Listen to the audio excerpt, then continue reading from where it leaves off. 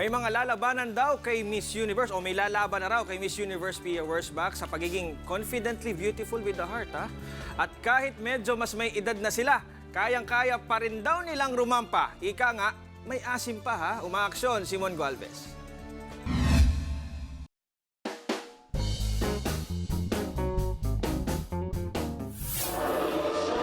May malahawayan. Kumanta ng kundiman. Nag-folk dance. At nag-hip hop pa. Yan ang mga pinagmamalaking lola ng Tagaytay.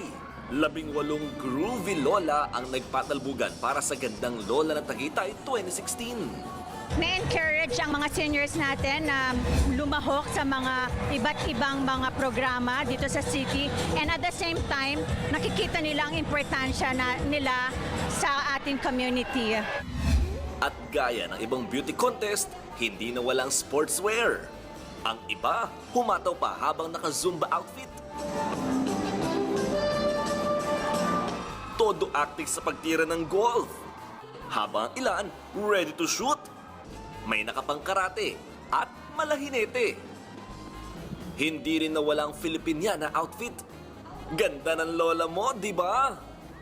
Pero sa likod ng pagandahan, aminado organizers na medyo nahirapan sila kina lola. Medyo mahina na yung tenga nila eh. So kailangan mag-a-adjust ka talaga. Kailangan lang talaga is patience yung kailangan na ibigay natin sa kanila. Matapos ang 4 na oras na pasiklaban, isang lolang nangibabaw. Siya ang 77 taong gulang na si Lola Alma Hilda Duplito, ang pinakamatanda pa sa grupo.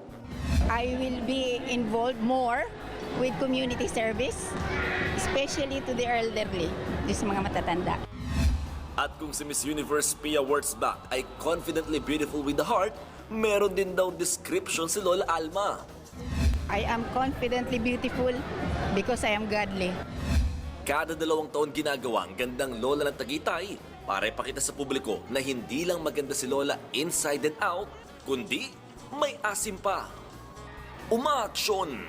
Mon Gualvez, News 5! Be sure to come back. Use 5 everywhere. Copyright 2016.